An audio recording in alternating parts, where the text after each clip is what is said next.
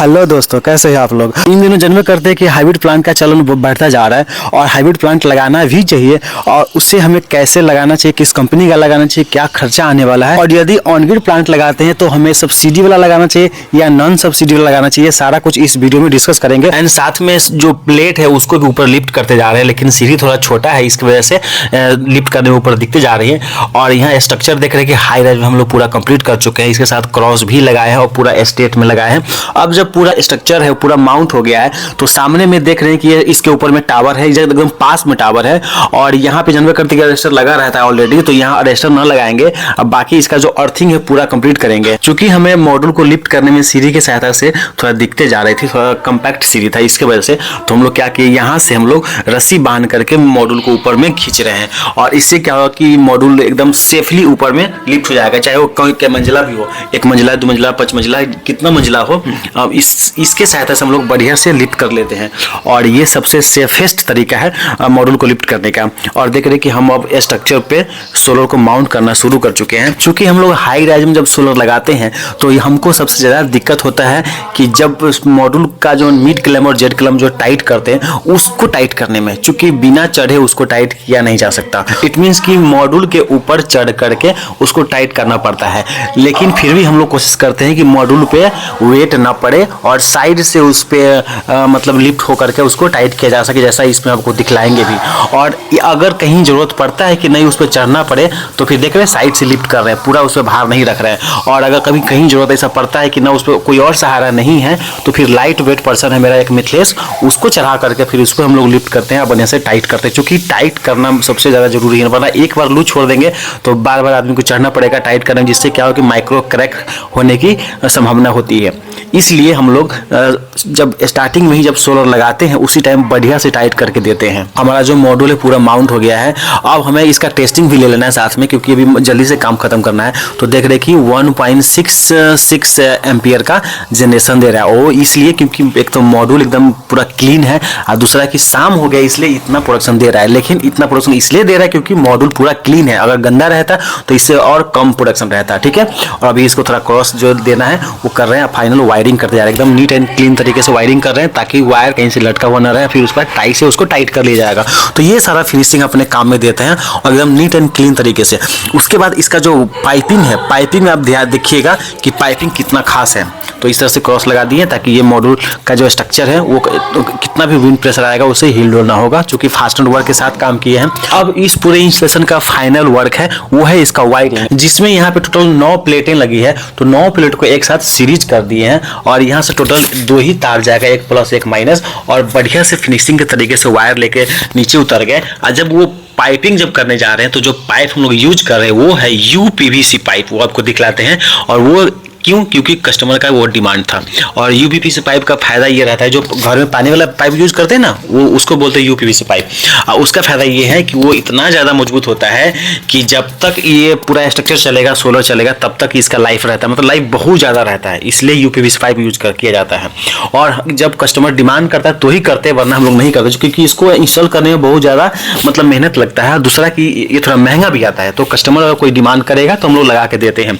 और यहाँ तक कि जो अर्थिंग उर्थिंग भी किए ना, 2 अर्थिंग किए हैं, उस दोनों अर्थिंग को भी यूपीवीसी पाइप से ही कनेक्ट किए हैं, देख रहे हैं यहाँ पे। और पूरा अर्थ पीट कवर के साथ, और पूरा यहाँ जो 3 मीटर का जो अर्थिंग आता है वो 3 मीटर का अर्थिंग किए हैं, क्योंकि कस्टमर डिमांड था। 2 मीटर का अर्थिंग भी करते तो भी बढ़िया अर्थिंग होता, लेकिन 3 मीटर का अर्थिंग यहाँ किए हैं, क्योंकि कस्टमर जो डिमांड करेगा हम वो फुलफिल करके देंगे, उसके अनुसार उसका कॉस्ट भी लगता है। और यहाँ जो टोटल वायरिंग हुआ है देख रहे हैं, 3rd मंजिल से ग्राउंड मंजिल पे आया और यहाँ से वायर होकर देख रहे पूरा फिनिशिंग होते हुए जो अर्थिंग था, वो अर्थिंग का वायर के साथ साथ जो ऊपर से तार आया उसको एक साथ लेके चले गए अपने इन्वर्टर के पास। ये टोटल 2 अर्थिंग हुए गया, दोनों अर्थिंग यूज होगा अपने इन्वर्टर के पास, एक एसी डीवी में और एक डीसी डीवी में।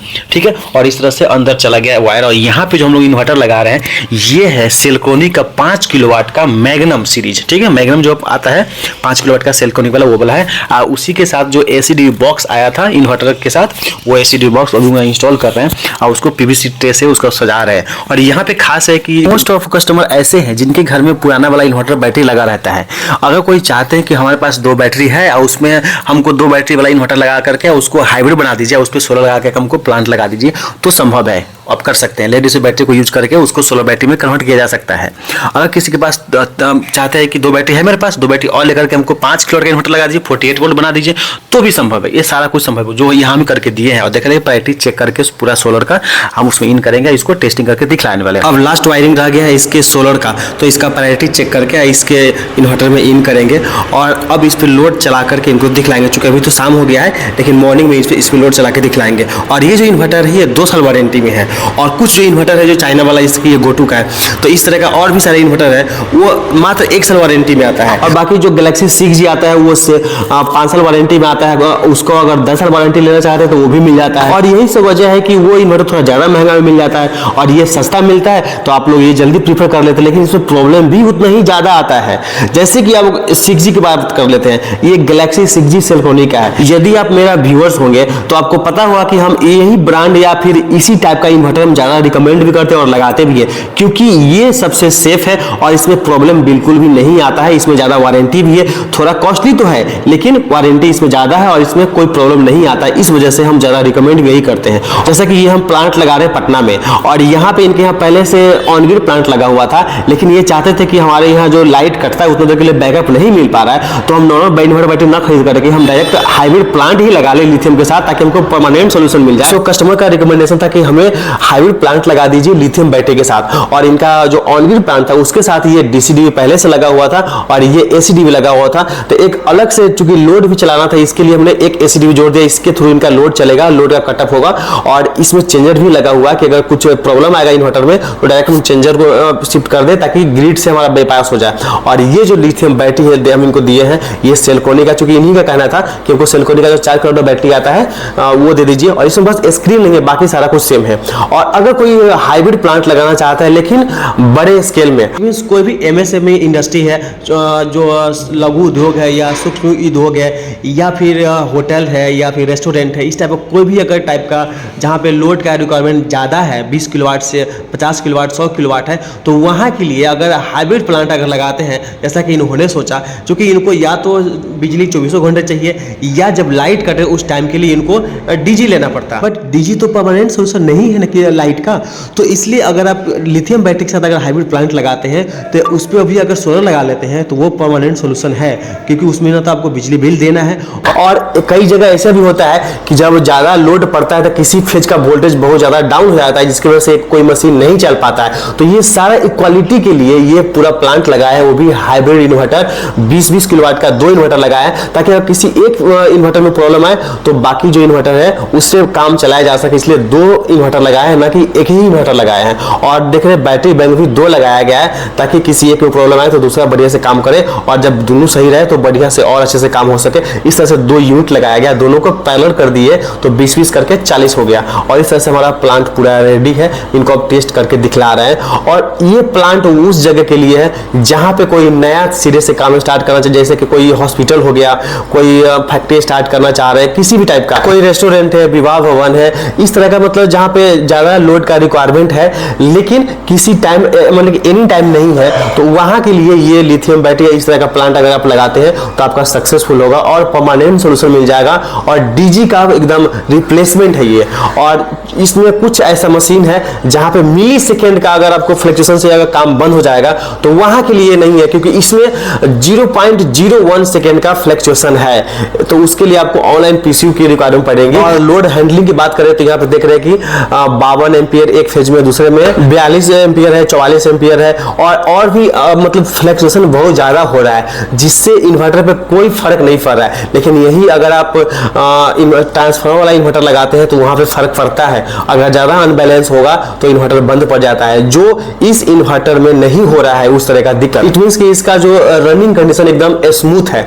तो इससे भी आप अनुमान लगा सकते हैं कि आपको किस टाइप का इन्वर्टर लगाना चाहिए, कौन सा लगाना चाहिए, कौन सा नहीं। कि आपको सस्ता वाला इन्वर्टर में जाना चाहिए या इस तरह का अगर कुछ कॉस्टली इन्वर्टर है उसमें आपको शिफ्ट होना चाहिए। क्योंकि आपको परमानेंट सोल्यूशन चाहिए तो आपको ये इस तरह का आपको निर्देश लेना पड़ेगा, इस तरह का डिसीजन लेना पड़ेगा। और देख रहे हैं कि इसमें जो लोड चला रहे हैं लगभग पूरा हाई कैपेसिटी में चला के देख रहे हैं। देख रहे हैं 57 एम्पियर जा रहा है, देख रहे हैं मतलब बहुत ज्यादा अनबैलेंस है। और 60 एम्पियर तक अभी लोड ये आराम से चला लेगा पर फेज।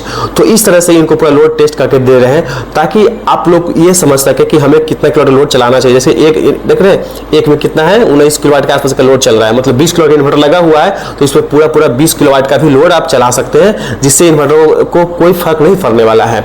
ठीक है, और ये फैक्ट्री ही नहीं, जहां भी आप लगाइए, जैसे कि मैंने बहुत सारे इन्वर्टर लगा चुके हैं 20 किलोवाट का या 50 किलोवाट का, वहां भी मैंने ये इस तरह का टेस्ट करके दिखलाया है। अभी तक हमने ग्रिड के प्रेजेंस में इनको लोड चला के दिखलाया, लेकिन अब ग्रिड काट करके और सिर्फ बैटरी पे इनको लोड चला के दिखला रहे हैं। तो देख रहे हैं कि यहाँ पे ग्रिड पूरा 0 है, मैंने चूंकि यहाँ तक ग्रिड है, उसके बाद मैंने ग्रिड का सप्लाई कट कर दिया है और अभी सिर्फ बैटरी पे इनका पूरा लोड डाल के दिखला रहे हैं। तो बैटरी से भी इनका पूरा लोड अभी चल रहा है, अभी कितना 4 किलोवाट का ही इनका लोड है। लेकिन जैसे ही उनका एक और मशीन है जो रन होता है, अभी देख रहे हैं बैटरी भी ब्लू है और यहाँ से अभी 5 एम्पियर का अभी डिस्चार्जिंग है, हाँ 7 एम्पियर हो गया। लेकिन जैसे इनका एक दूसरा मशीन है वो रन होगा तो लगभग 30 एम्पियर का आसपास का यहाँ से डिस्चार्जिंग लेना शुरू करता है। जैसे कि देखिए धीरे धीरे बढ़ना शुरू हो गया, अब लोड बढ़ रहा है। और जैसे ही पूरा लोड, जब हेवी लोड जो है पूरा रन होने लगेगा तो देखिएगा कि इस यहाँ से लगभग 15-16 किलोवाट का डिस्चार्जिंग लेना शुरू कर देगा। चूँकि एक जो बैटरी है वो 20 किलोवाट का है और 20 किलोवाट में 20 किलोवाट का इन्वर्टर लगा हुआ है।